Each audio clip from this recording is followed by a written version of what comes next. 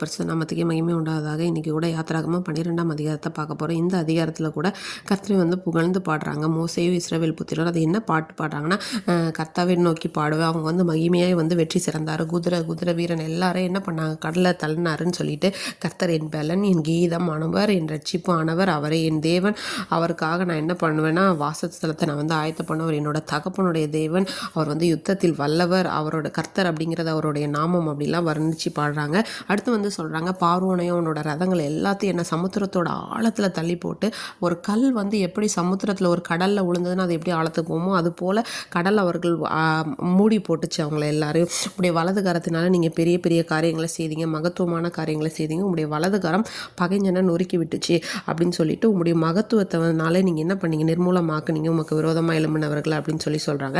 அது இல்லாமல் இந்த ஜலங்க வந்து இப்போ ஒரு குவியல் போல் நிமிர்ந்து நின்றது. இந்த தண்ணீர்கள்லாம் வந்து குவியல் மாதிரி நிமிர்ந்து நின்றது. ஆழத்தில் இருக்கிற கடல்லாம் கூட எப்படின்னா நடுக்கடலிலே வந்து உறைந்து போயிடுச்சு. நாங்கள் என்ன வெட்டாந்தரையில் நடந்து போனோம் அப்படின்னு சொல்கிறாங்க.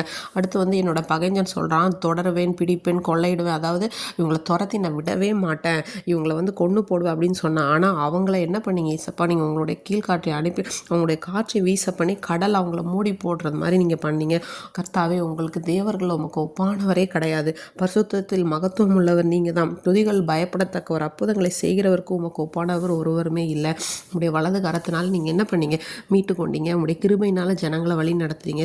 இப்போ என்னன்னா, இது வந்து இந்த ஒரு எகிப்திய ஜனங்களுக்கு எகிப்தியரோடுக்கு மட்டும் இல்லாமல் சுற்றி இருக்கிற ஏதோமு, மோவாபு, அது மட்டும் கானானின் குடிகள் எல்லாருக்குமே ஒரு பயமும் திகிலும் வந்து வரதுக்கூடியமான ஒரு காரியமாக இருந்தால், அதனால நாங்கள் போகிற வரைக்கும் அவங்க ஒரு கல் மாதிரி இருப்பாங்க, அசைவில்லாமல் இருப்பாங்க அப்படின்னு சொல்லி ரொம்ப அழகாக தேவனை உயர்த்தி வந்து பாடுறாங்க. அடுத்து வந்து கர்த்தர் வந்து என்ன ஸ்தானத்தில் நீங்கள் எங்களை வைக்கணும்னு நினச்சிருக்கீங்களோ அந்த இடத்துல வந்து எங்களை நாட்டுவீர் அப்படின்னு சொல்லிட்டு, கதா காலங்களும் நீங்கள் ராஜரீகம் பண்ணுவீர்கள் அப்படின்னு சொல்லிட்டு, திரும்ப பார்வோனோட குதிரைகள் எல்லாரையும் நீங்கள் வந்து கடலில் தள்ளி கடலில் உள்ள ஜலத்தினால் அவர்களை மூடி போட்டு நாங்கள் வந்து வெட்டாந்தரையிலே நடந்து போனோம் அப்படின்னு சொல்லி பாடுறாங்க.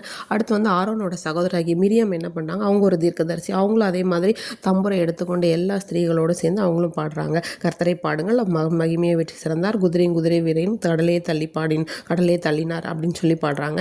அடுத்து வந்து மோசே இஸ்ரவேல் ஜனங்கள் எல்லாரும் சிவந்த சமுத்திரத்தில் வந்து கூட்டிகிட்டு போகிறாரு. இப்போ சூர் வனாந்தரம், சூர் அப்படிங்கிற காட்டுக்குள்ளே போகும்போது 3 நாள் அந்த வனாந்தரத்தில் தண்ணி இல்லை. அப்போ மாறா அப்படின்ற ஒரு இடத்துக்கு வந்தப்போ அங்கே தண்ணி கசப்பாக இருந்தது.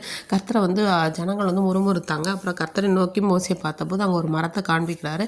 அந்த மரத்தை வெட்டி அதில் போட்டப்போ தண்ணி வந்து என்னென்னா மதுரமாக மாயிடுச்சு. கர்த்தர் வந்து அவங்களுக்கு ஒரு கட்டளை கொடுக்குறாரு, நீங்கள் என்னுடைய வார்த்தையெல்லாம் கேட்டிங்கன்னா எகிப்திற்கு வரப்பண்ண எந்த வியாதி உங்கள் மேலே வராது, நானே உங்கள் பரிகாரி அப்படின்னு சொல்கிறாரு.